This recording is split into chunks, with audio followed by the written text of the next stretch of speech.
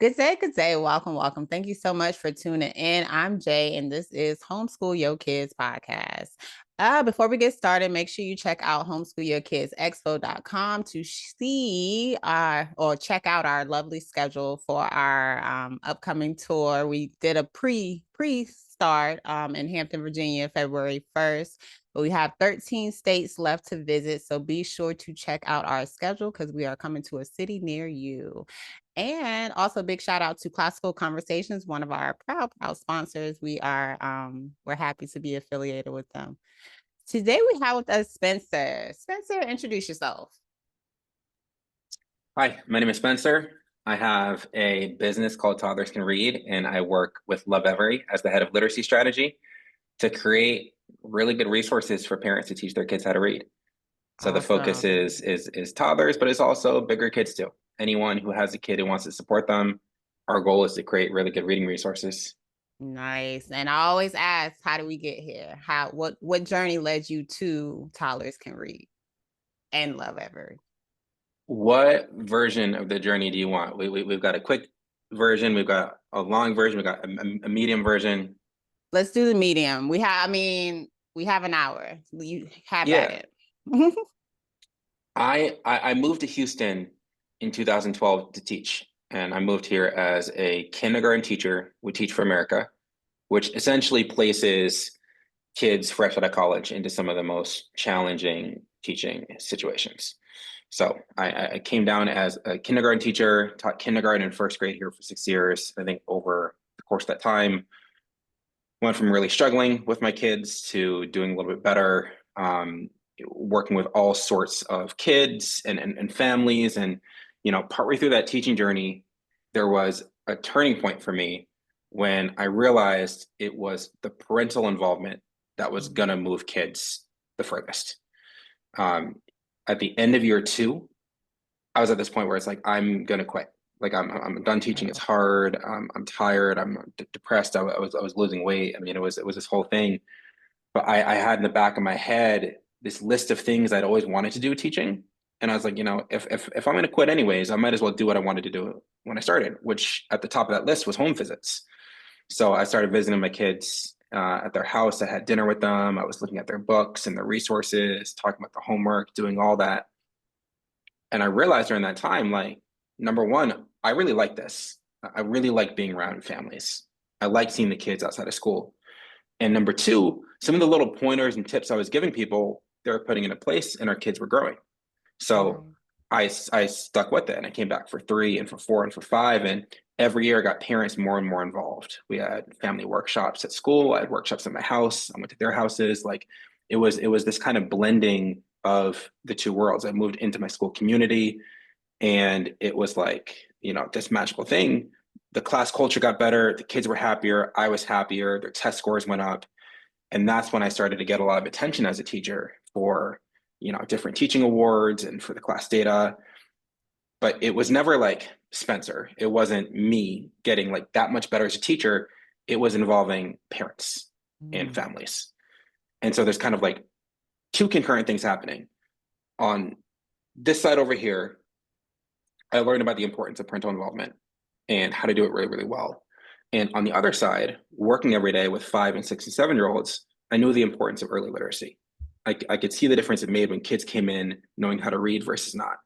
I could see that, some kids would start in the same place, but some kids got better faster and some kids got better slower, and some kids just need more time and attention.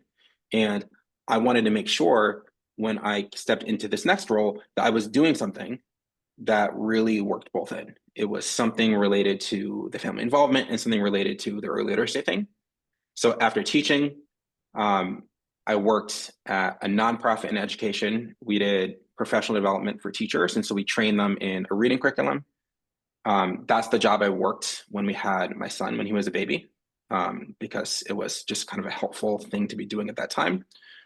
And then after that, in 2021, I quit that job and started Toddlers Can Read full time, and kind of had these kind of two worlds come together where I had worked with my son in his reading, and I had kind of proven and seen it's possible with a 2 year old, and wanted to just get this out to more people.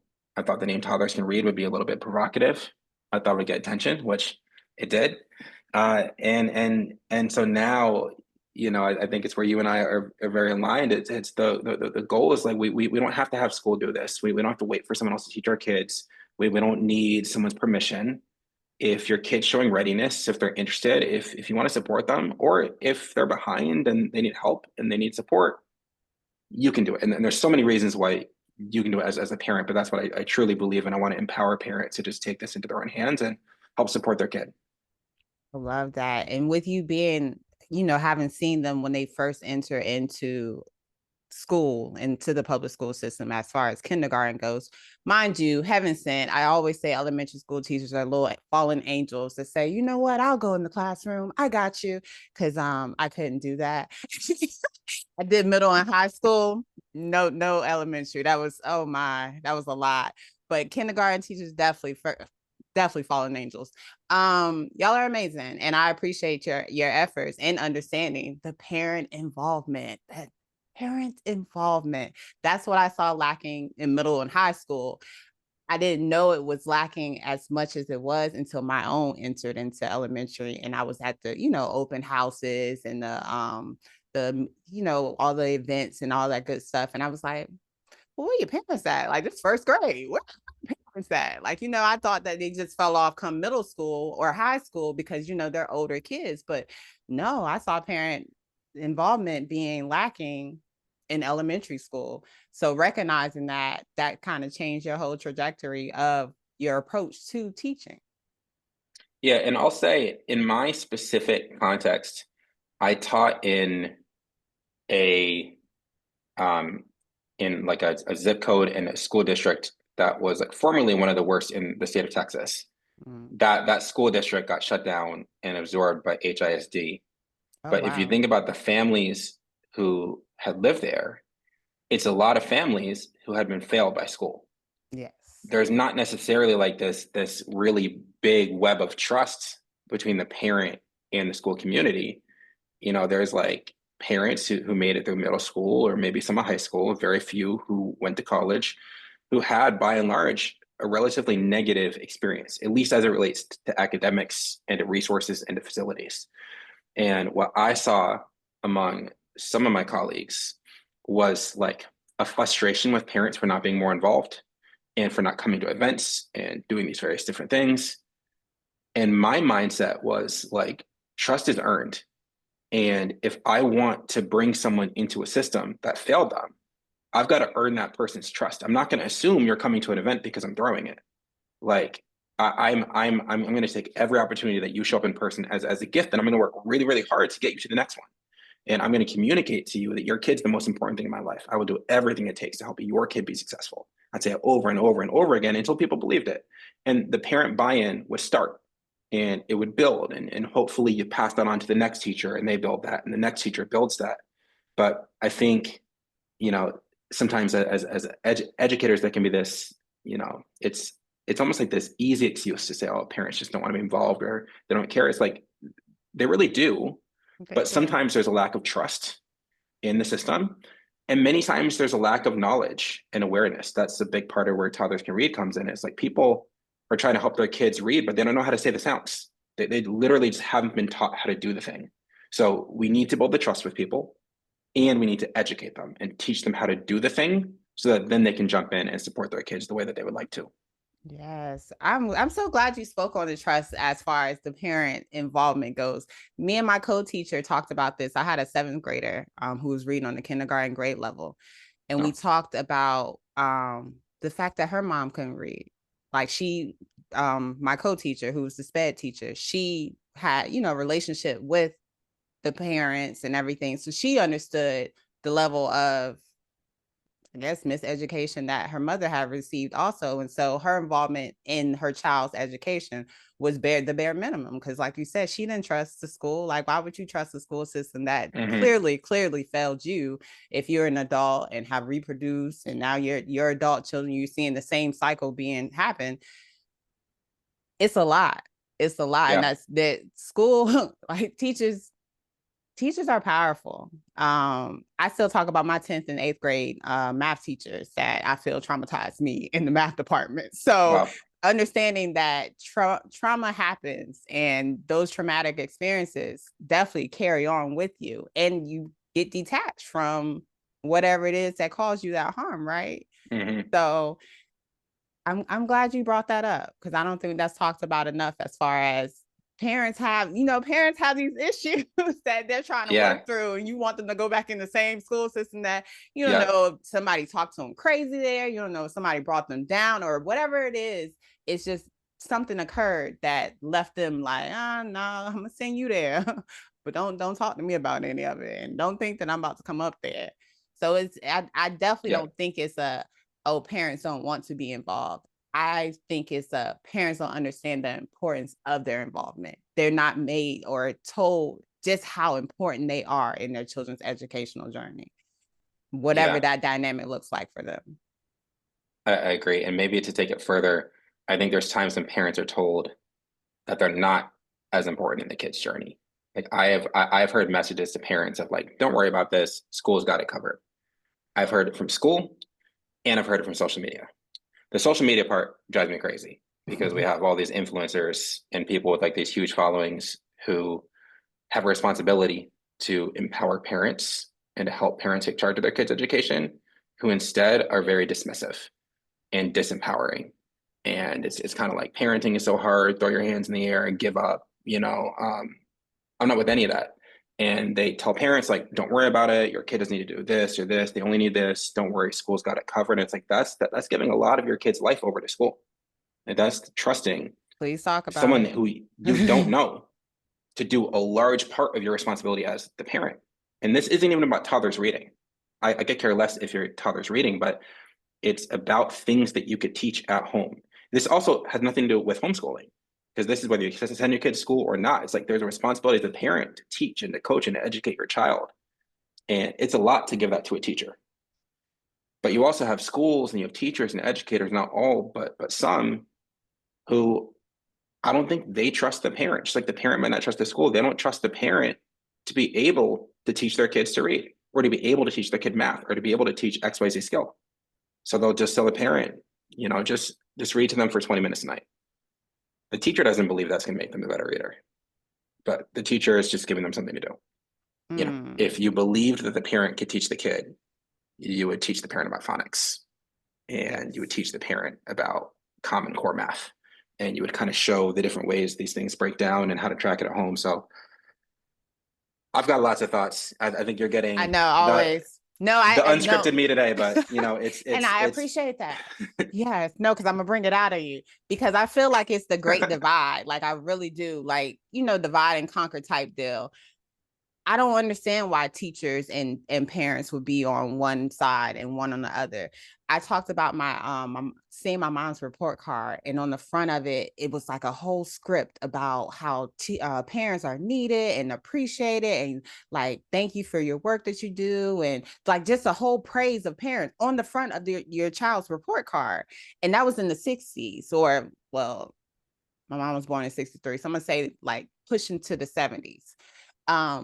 Till we get to this point of like we're in 2025, where it's like the social media banter of no, teachers got this, you're not qualified, or you mm-hmm. haven't gone to college, or teachers go do this and all this stuff. And I tell people all the time, baby, I got a few degrees, and I would tell you it don't mean much. I promise you, it doesn't mean much, because the care and the love it has to lead the way with everything. And I don't understand why it would not be a partnership with the school and the home. I feel like the school and community in general should have a grand partnership. Like I feel a public school should be like forefront. Like they should have events, they should have family nights, they should have things for all of the community that they're in, because there is such a important structure in that community. And Yep. I don't understand how we got to the point of the division where, oh, just send them here, just send them here, just send them here. But then you're going to talk about them once they get here and they're ill equipped, or that, they're not where you want them to be. But instead of you reaching out or bringing in the parent, it's like all right, I guess we'll figure it out. I guess, I don't know what it is because like I said, I had seventh graders reading on the kindergarten grade level. I had 10th graders reading on the third grade level. I had seniors reading on the third grade level. So it's a disconnect that takes place early on Mm-hmm. where I just, it hurts. It hurts the child. Yep. It hurts everyone. It really does. And that's why it's so like toddlers can read. It's so dope because what? Like, first of all, okay, let's talk about kindergarten. Let's talk about Yep. kindergarten. Um, what was eye-opening for me as far as like I told you, kindergarten elementary wasn't a big thing for me in general as far as teaching goes. My talents were in middle and high. But when I had my own, of course, it was like, oh, okay, boom, we hit it. So my daughter did pre-K 3 and pre-K 4, and then she went to kindergarten. When I went to her kindergarten open house, her kindergarten teacher told me the previous year she had 9 students. She had a total of 22 students. I'll never forget these numbers.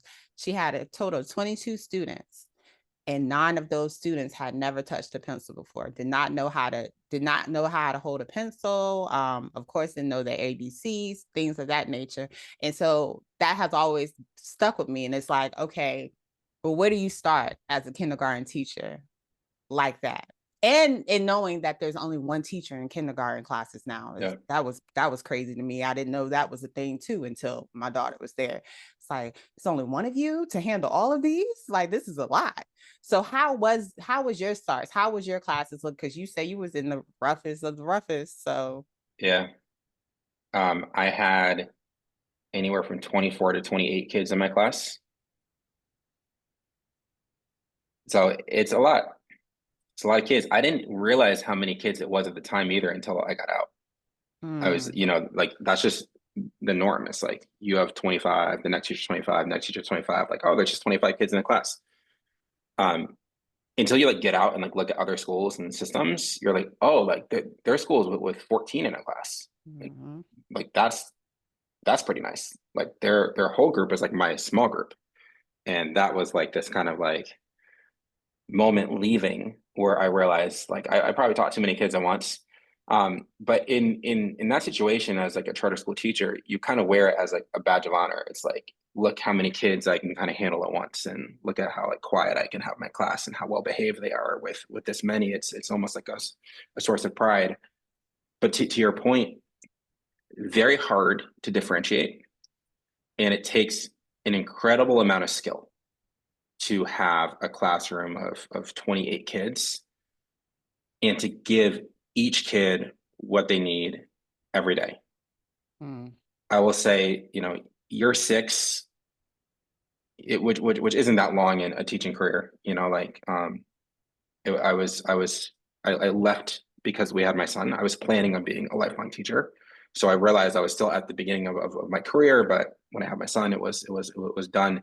At year 6 is the closest I got, and I was using my 2 planning periods, like when my kids went to excellence, to pull them out and do more small group. So it's an mm, extra 2 hours every day where I'm bringing anywhere from 1 to 5 kids back to the classroom to keep working on reading and keep working on math. But even to get that done, it meant I was at school over the weekends, planning and prepping, getting ready. I was there early in the morning getting ready because I had no breaks during the day. So then you're going from kids are in the room at 7:03, and then you're on dismissal till 4:28. And mm. that's a very long day with no breaks. But to give you a sense of the challenges of teachers, that was really the only way that I found to be able to give every kid, not even one-on-one time, because they don't all get one-on-one time, but to give every kid small group time. In addition to having to being really excellent at like classroom management, really excellent at transitions, really excellent at class culture, like all of that stuff played in. So if you're a teacher and you don't have those planning periods, or maybe you don't have like excellent skills in every single area, or maybe you don't have the flexibility from your admin to be able to like repurpose blocks and like change things around, like tough. It's very hard to get everyone what they need when you have some kids in kindergarten who can't hold a pencil. Um, Many who lack the kind of basic day-to-day skills like tying shoes, um, eating independently, Mm. playing, sharing, following directions. I had a student who like struggled to like find her seat, and so every time I had to sit Aw. down, I was like kind of guiding her to like where her desk was. Like all that's happening at the same time is you have kids who are already reading and already adding and subtracting with double-digit numbers, and already writing neatly across the little dotted lines, and you're trying to hit both. Very, very challenging. That's the only word that I can really put to it. It is That's what I was possible gonna say. Like, in how do in you in, in the do right it? situations, but it is challenging. Indeed. And I talk to a lot of parents. There's a recent that talk about like their children starting kindergarten and them wanting them to be ahead, like, be pushed ahead, like maybe first or second grade because of them understanding, oh no, my children already know this. My child already knows this. This is gonna be a waste of time. But they get denied that. Like they don't, kids have to stay. Like you just say, you had kids reading and doing double digit math, but they still had to stay in that class. Yeah, I think it's for me, it's highly situational. Like it depends on the teacher in the school, it depends on the kid and their development kind of holistically. I sent my son to kindergarten as a very, very fluent reader.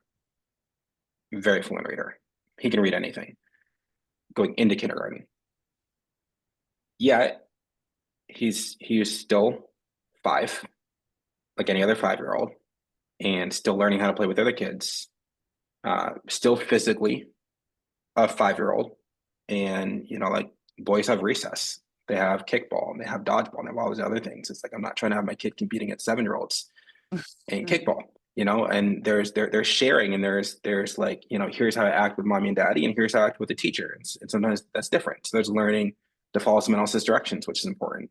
So I looked at the situation, and it's like academically, yes, we're gifted because we've put in the work, but that's part of kindergarten. It's not all of it. Yes. If I was in a situation where I had a child who was kind of gifted and advanced holistically, I might say, okay, like what's the next thing? What's the next step to push? Do I want to level up their grade? Do I want to do it in extracurriculars or something outside of school? Do I want to do it in like this way or that way? My belief is that every child should have a healthy level of challenge in their life, whether it's from school or other. So I try to find opportunities to kind of push him. But I do think, it's not as simple as this kid is advanced, push them up. But it's also not as simple as like this kid is 6, they should be in kindergarten. This kid is 7, they should be in first grade. Like that's also a little bit too simplistic. And so I think it's kind of where is the child overall? What's the best fit for them? I look at that in terms of grade level. I look at it in terms of school or homeschool, public school, private school. It's all these different situations that say this unique child would probably do best in this situation. And I think we need to be flexible about what that looks like for each kid. Indeed, indeed. So when you had your child, you have 2, I believe, right? Yeah, we have a newborn and a first grader. Nice. When you had your first, you said that, I'm going to put time into him. How did that happen as far as resigning from teaching and dedicating your time? Yeah, I mean it was an easy choice. Granted, I mean I had serious teaching goals. Like this was the thing. Like when you find the thing that's for you, is like this is for me, like teaching first grade was just going to be what I do. Um, and I had all these goals of what I wanted to accomplish teaching. But for me, knowing what it takes to raise like a really like happy, confident, smart, well-rounded child, having seen so many case studies in my classroom of here's the kid, here's their parent, here's the kid, here's their parent, here's the kid, here's the parent, you start to see like this behavior is not an accident. It's a Mm, result of the parenting. So I knew that. And I knew what I was giving to teaching, I wasn't going to be able to continue as a dad. Like my son was going to suffer or my students were going to suffer. mm, And it was really hard to step away from my kids and their families. There's like the siblings who've been waiting to come to your class and the families you have the relationships with. But um, I say it was an easy choice because it was just obvious to me I've got to step away and I've got to be a daddy. And so the challenge was finding a role that paid more than teaching, so my wife could be home. She was also a teacher, so we were trying to make up two Oh, teaching wow. salaries. So I had to pay more than teaching and be flexible enough that I could either work from home or like work less hours and like be home. I wanted to be at his appointments and his little classes, and I wanted to be able to be involved in that way. And while my wife was pregnant, I had us do like different protocols for like who we wanted him to be. So we'd Mm. like go out to like a restaurant or a bar, and we kind of sit there and we do like these vision brainstorming things where it's, I'll write down all the words I want to describe him, and then you write them down, and then let's compare and let's see like who we want this kid to be. And then let's extend that further and say, okay, like if we want him to be this, what does that mean for how we're gonna have to parent? What does that mean for how we're Mm. gonna have to treat him?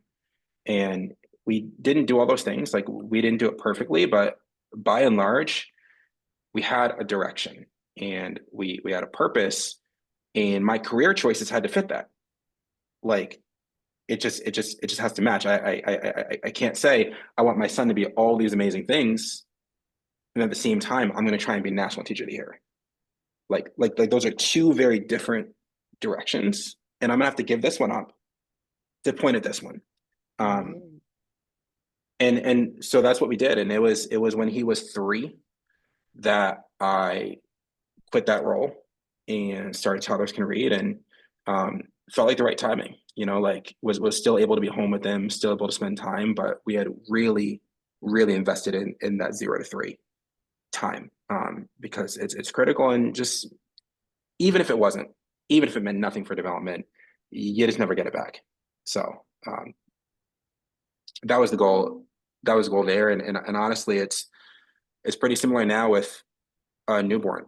Um, I have a lot more knowledge and kind of experience with parenting. The first time was much harder with a newborn. I kind of know the 5, 6, 7 stage, but this 0 to 5 thing was new to me. So it's smoother in a lot of respects now, but it's kind of back to the same place of like I've got a career and I'm focused on it and it's important to me, but also I'm a dad primarily right now, and I need to be making sure I'm teaching and working with and coaching and trying to help my son through these years. Talk about preparation, like making lists while the baby's in the womb. Like, okay, I want these characteristics associated with him. How are we going to do this? I love that. I was not prepared, I will tell you, but that is amazing.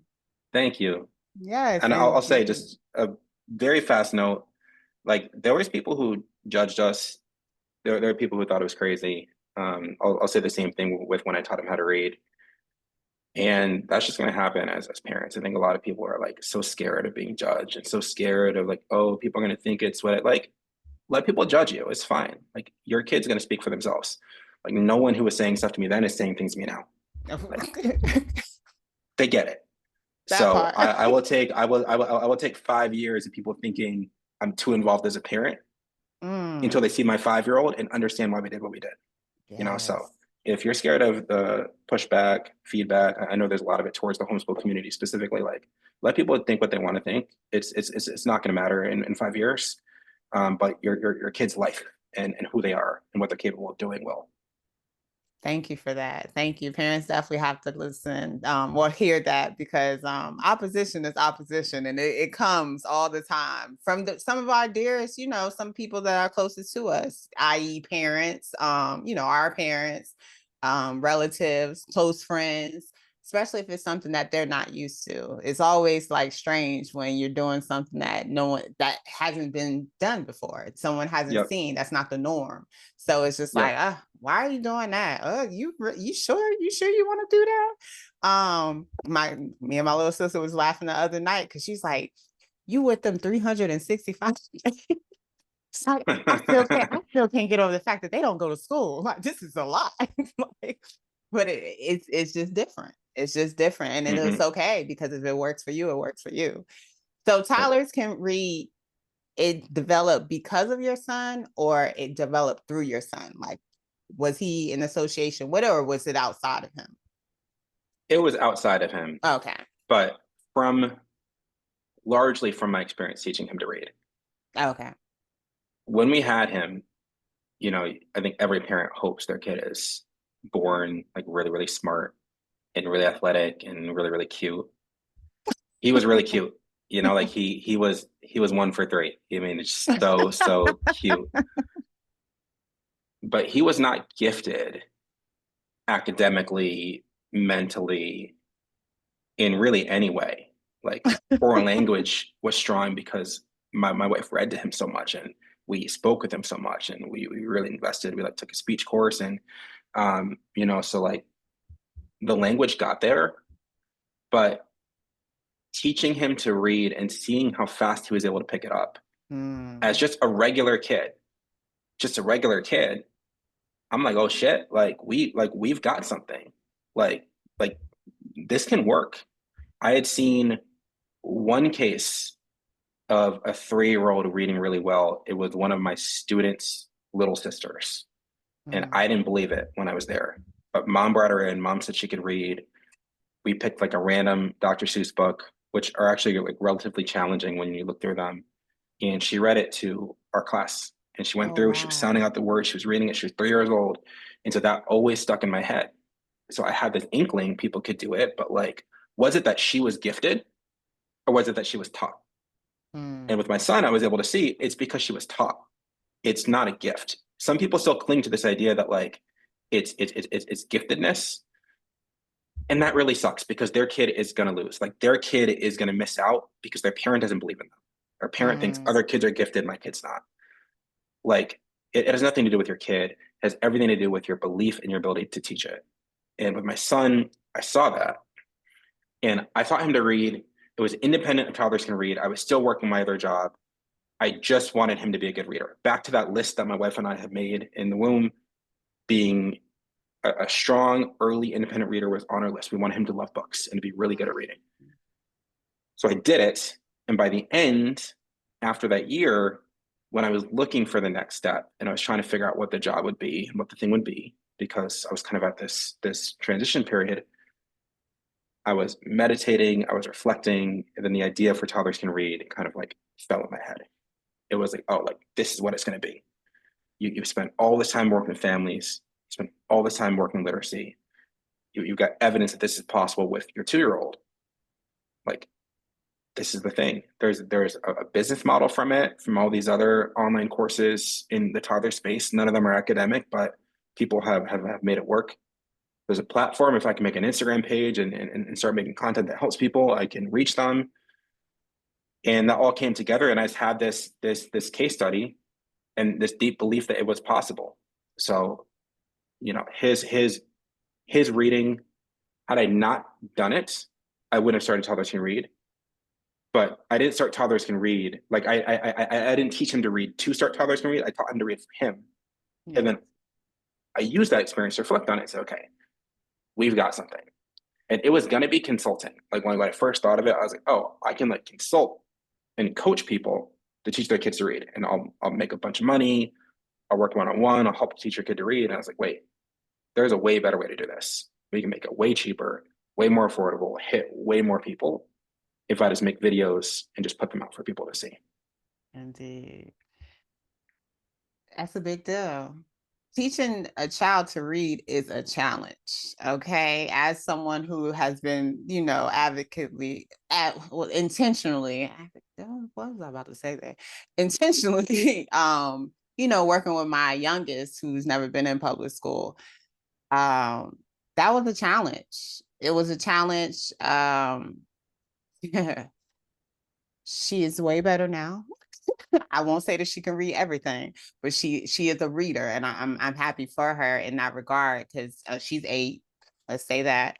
But when we first started around 4, because she did do preschool at a private school, And I was still in the classroom at that time. And I talk about the time, like it's so different when you really invest the time in your children. My oldest, I stayed at home with her for her first 2 years. I didn't go into the classroom until she was 2.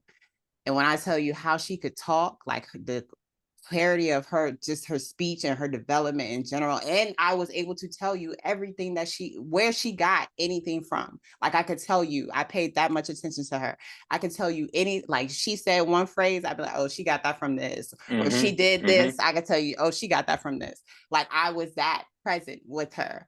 But second child, it was like, oh gosh, I got to go back to work. She was at daycare at 6 weeks. And that hurt me, like hurt my whole heart. But it was necessary at that time. So I look at their time that was spent with me in that regard, and it's just like, if I was able to, I always feel like I cheated my 8-year-old. I always like, that's just a little guilt I carry and try to make up for on a regular basis. Yeah. But I definitely always feel like I cheated her. But now with being able to see her development and being able to put the time and effort into her and both of them, it's beautiful. It's beautiful. We started with phonetics.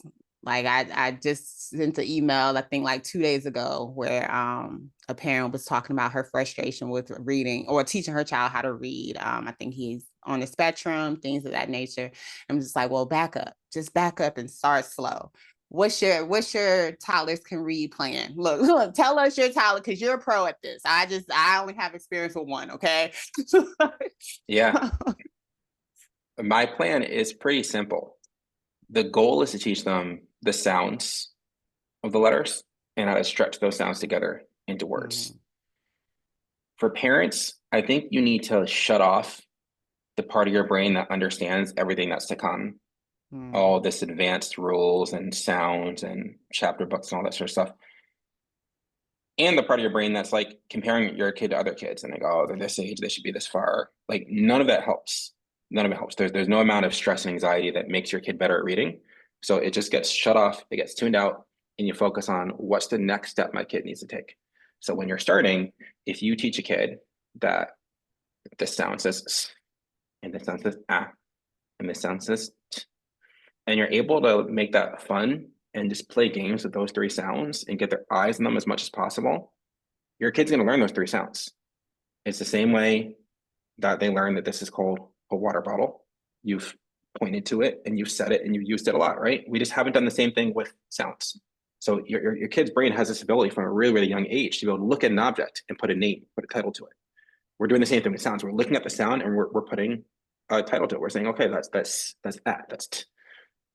Then this process of kind of blending sounds together can be tricky, but we back it up and we start really slow. So instead of, starting with dog and cat and mom and dad and a lot of these 3 sound words people do, we start with 2 sound words. We'll do at or up or on. We can even do made up words like ip or app. It doesn't matter. It's just the skill of combining 2 things. We can write the 2 letters down. We can say the 2 letters out loud and have them listen, like app, app, app. And we slowly just model how to do this. And eventually our kids start to hear 2 separate things and they start to put them together. They start to see 2 separate things and start them together. It's just a little bit of practice every day. Then we move to 3. It's okay, you can do 2. Let's move to 3. We move from 3 to 4. We slowly get bigger and bigger and bigger. So on one hand, you have, here's these letters that make sounds. And on the other hand is I can combine those sounds together to make words. And we have a kid who's reading. And that is at the basic fundamental level. And we want to get kids reading 3 and 4 sound words really, really well, whether it's real, whether it's made up. It's not about memorizing the word, it's about combining the sounds.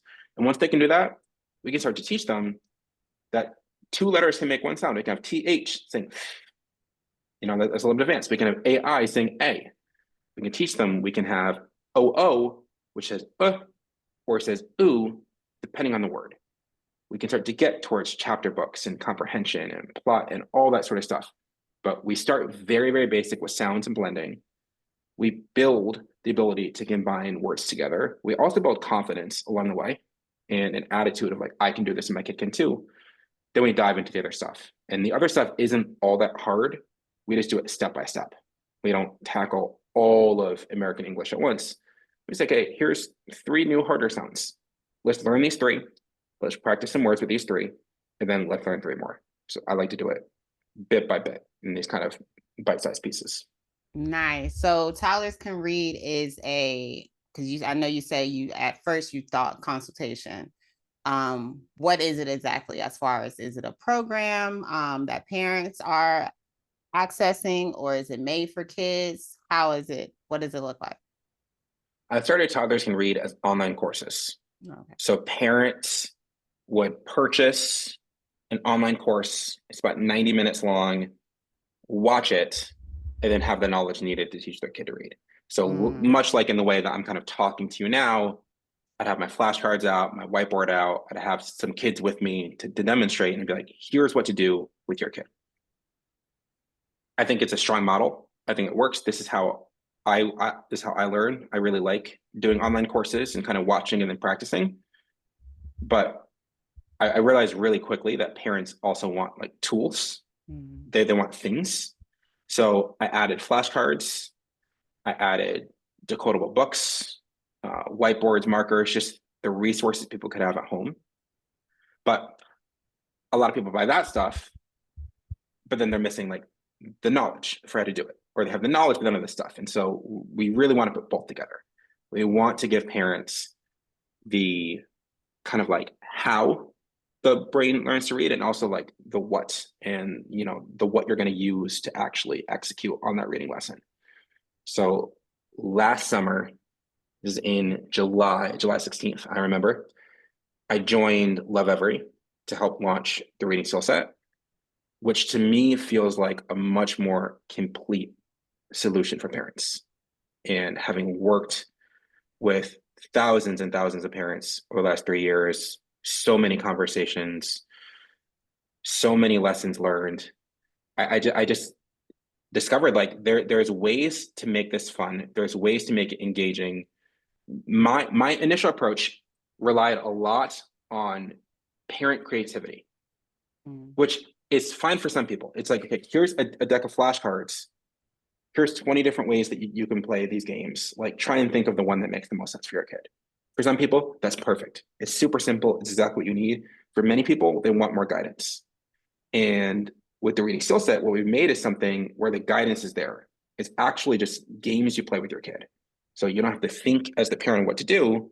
You can like open the box and play a game with your kid where you're like racing around the board to get syllables, or you're trying to like hop the penguin across and like sit on this iceberg without falling, but the whole time you're working on these different long vowel patterns.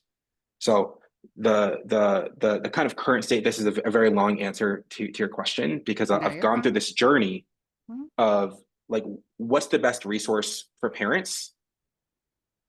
We have games that make learning really, really fun.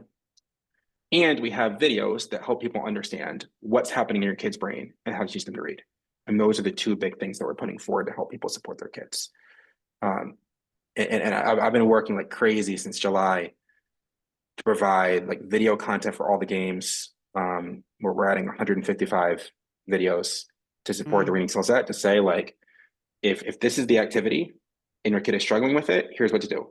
If your kid has already mastered it, but they still want to keep playing the game, here's how to make it harder. Here's how to extend it. Here's how to get a little bit more life out of it.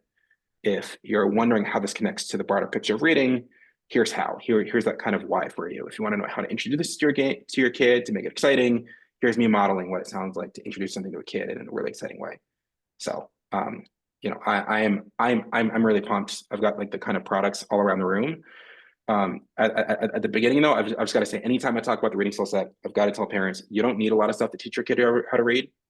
Like, a lot of parents already have like a homeschool curriculum, maybe multiple curriculum that they're kind of working with and pulling from. There's lots of different ways. I just try to match the resource to the personality and the situation. If you're super minimalist, get like a whiteboard, get a marker, and just write down some letters.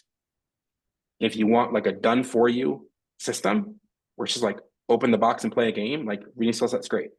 But think about your situation, think about your kid, think about what works best, and try to find a really good resource for you. And that's what we try to provide. A lot of reading resources kind of suck, but we've really worked hard to create resources that are fun and actually rooted in the science of how kids learn how to read. Nice. So y'all have basically combined Toddlers Can Read and Lovevery. Yes. Okay, nice. And who, as far as, because I know Toddlers Can Read, you said it was catchy as far as the name itself, but ages wise, who is it made for? So Toddlers Can Read is like 18 months plus, Okay. with like an asterisk on 18 months. Every kid's different developmentally. So when you're looking at signs of readiness, you're thinking about the oral language and their ability to produce the sounds. You're thinking about memory and their ability to retain and remember the information. You're thinking about you as the parent, your schedule, your willingness, your desire to do it. Is this something that you want to do? And you're thinking about your child's focus and attention span. I think this is highly subjective. I often think kids are capable before other people do. So, if you don't think your kid's ready for it, they're not. And if you do, they probably are. And we're kind of starting with just, basic flashcards, whiteboard marker, and we're making games out of this. So once your kids hit those signs of readiness, jump in, give it a shot, try it for like a week.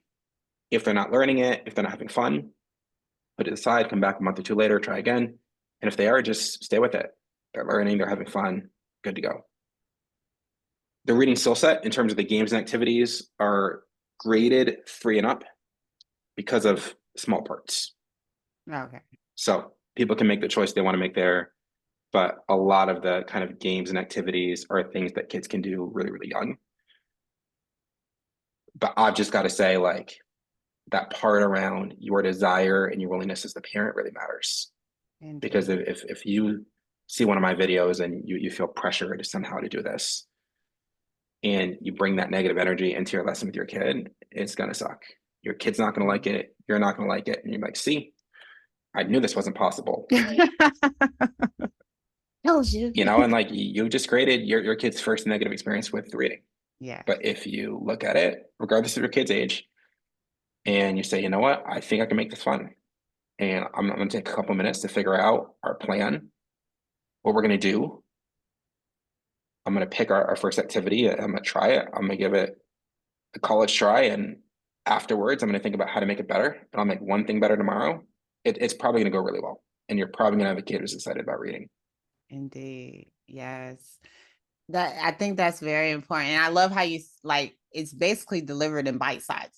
And I like that because, I don't know, a parent mind is just, I think it's the comparing and contrasting. I always tell parents, don't compare and contrast, but I know it's inevitable. Like your friends got kids, this child, your neighbor got a child and they're doing this. And it's just like, well, why isn't my child doing this? And then you try to put them on someone else's schedule. And it's like, no, meet your child where they're at and then give it to them how they need and just focus on moving them forward.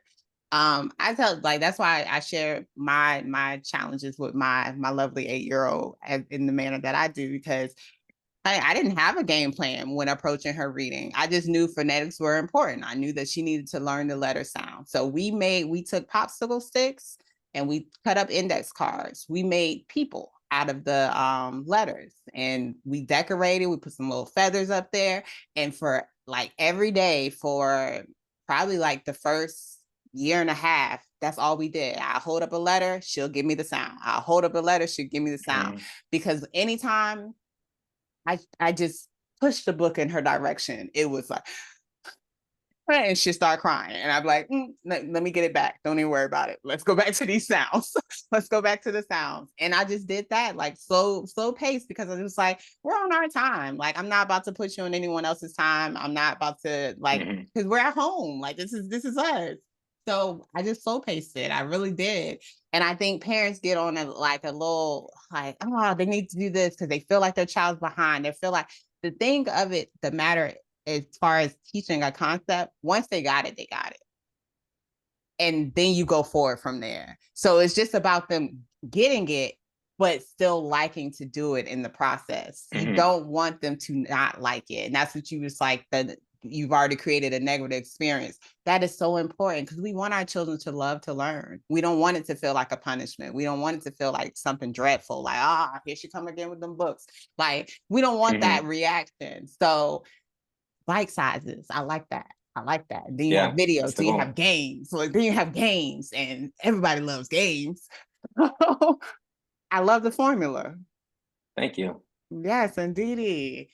Can I ask you a question? Of course. It's kind of a loaded question, but you mentioned guilt earlier in your 8-year-old. I feel like the topic of guilt is kind of controversial in like the parenting space. Like people have different opinions on it. How do you think about parenting guilt? And I'm sure you deal with it a lot with other homeschool families too. Of course. I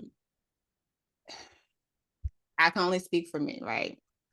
But as far as guilt goes, I just know how much effort I put into my first. I got caught up in the world with my second because it became a survival thing because I was not prepared for her. It was like, it's like, shucks, this is different. Like, you see that commercial where it's like, first child, don't touch her, don't breathe on her. Second child, here, you hand it to the dirty mechanic and stuff like that. So it's just like that is where, like, I tell them, because first of all, my oldest is 11 and she's so territorial, and she always talks about like me, like she adores me and wants all of me to herself all the time. But I tell her, lovely, you had me as the only child. You experienced that. Like, this is something that Morgan will never experience. She's never experienced me for herself. Like, in the regards that the 2 years I put out, I got a baby book where I started journaling to my oldest when she was still, like, when I first found out I was pregnant, which was Mother's Day, ironically. I started writing a journal for her, for my second child. That's the type of things I think about. And that's the type of, like, the guilt that I talk about, because, and by no means Morgan's amazing. Like, her, like, how she's grown over the past 4 years is spectacular. But her speech, in regards to, like, how clearly or not clearly she was talking at 3, pushing 4, I felt like that was me. I felt like I didn't give her enough time because of me being in the classroom still. Because, like you said, like, whereas you only had 28 on your roster, I was in high school level at that time, and I had 141 kids. Like, so it's just like, and I wish I could have did home visits. I wish I could have did. I used to take, we're not gonna go there because we already pushing our hour, but it was a teacher guilt as well as a parenting guilt. It went together. And I just did an interview yesterday where I was telling her, I said every year at the beginning of the school year, I would go into the faculty meeting and be like, okay, time to start ignoring our kids and pay attention to other people's kids. I would say that every year because that was my reality. Like, okay, I just had this great summer with my kids and we spent so much time. We did all this, but now I got to go drop them off at daycare and not pick them up until about 5 or 6 and have a good 2 hours with them at nighttime, and then do it all over again every day, Monday through Friday. That hurt me. That hurt. I used to cry a lot. I'm a crybaby. I used to cry a lot. Okay. And so when the shutdown happened and I was able to resign respectfully, kind of, it was different because, okay, now y'all got me. And I this is what I planned, because I talked about homeschooling before I had my kids. I used to always say I was going to homeschool my kids. I was in my early 20s talking about I was going to homeschool my kids, like, because I just did not want them to be in that system. So that was the guilt that I carried. Like, I was, this isn't even what I'm supposed to be doing. Like, I've said this, like, I knew I was supposed to be homeschooling my kids, but I didn't, I don't know. I wasn't encouraged to bet on myself at that time. I don't know what it was, but once I got to sit with myself for a while and then, be more a part of their educational journey in that sense, it was like, oh yeah, no, we're doing this. We about to do this. And so I'm healing. Look, I'm healing my guilt one day at a time. Yeah. But it is present. It is a thing. And my 8-year-old is so understanding. Like, she's me and her are a day apart. So she's a little Libra like me. And so her level of understanding is well beyond her age. And I appreciate her for that, because her love is definitely unconditional. So it's just me, me understanding. And it's like, okay, what I'm gonna do for this journal that I got for Kennedy and I ain't got for Hmm. Morton. Like I'm still trying to figure out what I'm gonna do about that. But Yeah. but yeah, so I know that was a long answer, but Yeah, I appreciate it. I feel like I've heard a lot of people. I'm kind of in like the mommy toddler space on Instagram. And so I like hear and see some of the voices, and I think guilt is portrayed often as negative and something to get rid of. And I think guilt can be positive and it can be negative. And if, if at this age I'm 34, I've had my dad for 34 years. If there's nothing he like doesn't feel guilty about as a parent, then I'm kind of like, did you love me? Like, did you care about me? Like seriously, like you can't be a dad for 34 years and not have made mistakes that you feel bad about. And he does. He has things that he feels guilty for, and he has mistakes that he's made, and we've talked about it, and he's tried to make them better. And for my son, it's like I can't have a 6, almost 7 year old and not have points in his life that I don't feel guilty about. Like there's things that I've done, there's interactions we've had that I feel bad about. And if I didn't, then I would seriously question my connection, my love, my involvement, my care for him. Like guilt is a positive emotion. We don't evolve to this point and not have emotions for a reason. I think the point to me where it becomes unproductive is where we don't act on it. So if Yeah. I if I'm sitting in guilt and I can't sleep and I'm frustrated, it's affecting all these other things. I've had nights like this, and I don't do anything differently the next day. Then it doesn't help my son. It doesn't help me. Not great. But this idea of like let's just like push all guilt to the side and like, not feel bad as parents. Like parenting is really hard. It's really really hard, and because it's hard, we don't push the negative feelings away. We have to embrace them and say, how do I get better? So I see it as like a really meaningful feedback loop. Obviously, I don't want people to sit around feeling guilty. I also don't want people to be doing a bad job and sit around I'm good. It is Like what it no, is. no, like do better. Honestly, and to me, it's almost refreshing to hear you say, I feel like I did this thing poorly or not as well as I could have, and I feel bad about it. I'm trying to think of how to make it better. Indeed. Like that to me should be the story of parenting. It's like, oh, I like messed this thing up, and I feel kind of bad, and I'm trying to figure out how to do better today. Like that's it. Like that's if we did that every day, here's the thing I'm doing better today, we would all be much, much better at our roles, Indeed. me included. Indeed. Yes, no, I love that. And thank you for putting it that way. Because parenting is it's hard. Like it's it's no we don't get a manual to this. Like it's all Hmm. trial and error for real. And understanding that you are going to make mistakes and you are going to mess up, but apologies go a long way. Acknowledgement go a long way. Yeah, no, it's something you can definitely work through. Definitely work through. But I could see that and I'm gonna take that with me. Guilt doesn't have to be negative. Guilt does not have to be negative. Acknowledge it and grow from it. Reflect on Hmm. it. And do better. You know better, do better. That's the Exactly thing. right. Yes. Exactly right. So okay, where can we find teach toddlers can read and Lovevery? Where can we find you? I am at Toddlers Can Read everywhere.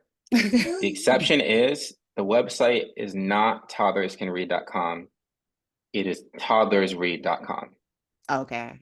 That's a whole other can of worms we won't touch, but I cannot for the life of me acquire that domain. So toddlersread.com and at toddlers can read. Uh, Lovevery is at Lovevery on everything, and lovevery.com has the reading skill set. My website also points to it. So this to me, for parents who are looking to teach their kids to read, but don't feel like they have either the most engaging resources or the most fun resources. Maybe you don't feel like you have all like the knowledge that you need to be able to do it, or you want to like have to be thinking on the spot. Like we've made all the games for you. So I would definitely check that out.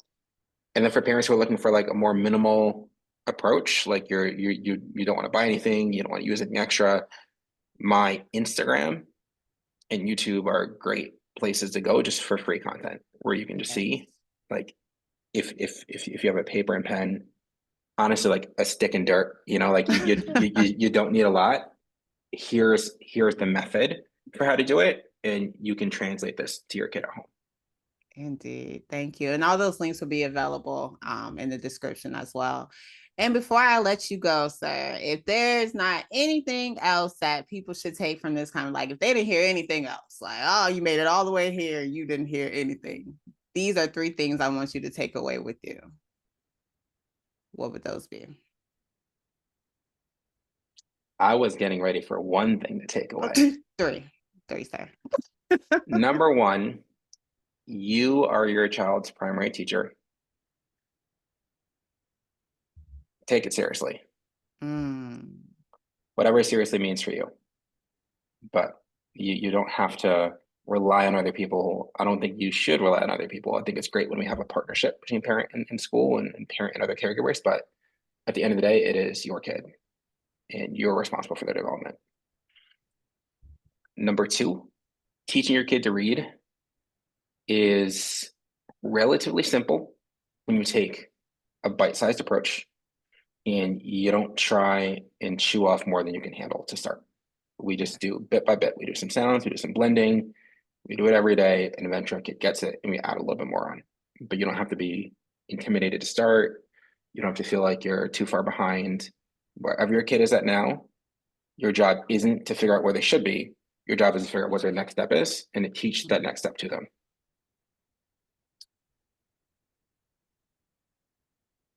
Number three,